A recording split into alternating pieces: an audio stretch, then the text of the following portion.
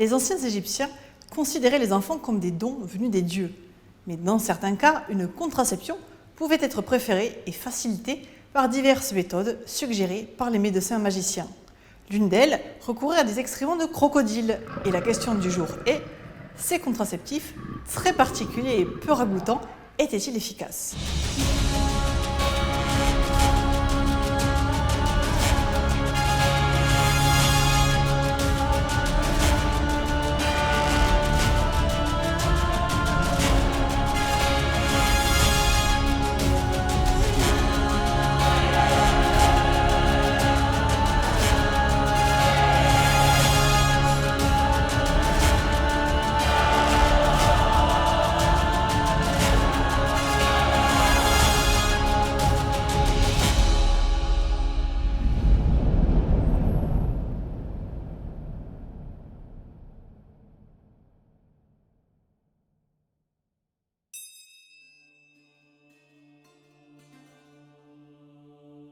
Sans surprise, les méthodes de contraception sont relativement rares dans les papyrus médico-magiques.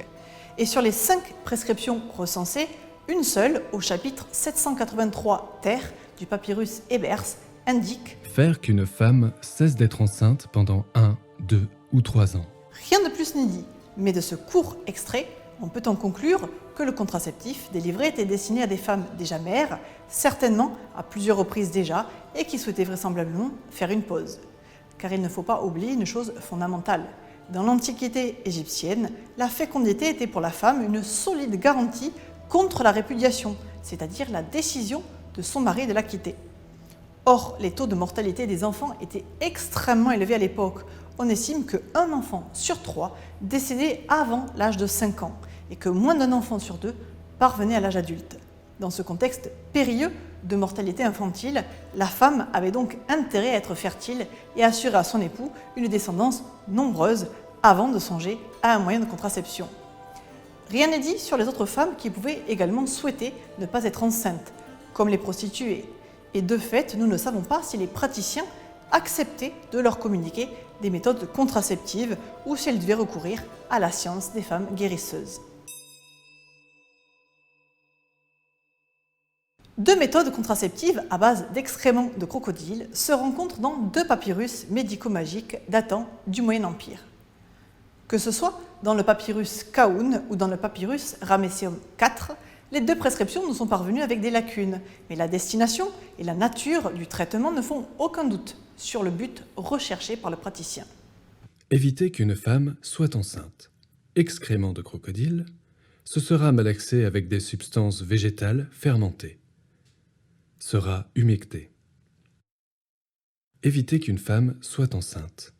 Excréments de crocodile, un tampon végétal en sera imprégné et cela sera appliqué à l'entrée de son vagin. En gros, on mélangeait des substances de crocodile avec des substances végétales et peut-être autre chose qui est perdue dans les lacunes. On en faisait un tampon et on le collait au vagin de la femme qui ne souhaitait pas concevoir. Si on peut logiquement douter que le recours à de la matière fécale de saurien ait eu le moindre impact sur la fécondité de la femme égyptienne, les Égyptiens, eux, avaient une excellente raison de croire que ce contraceptif particulier allait fonctionner.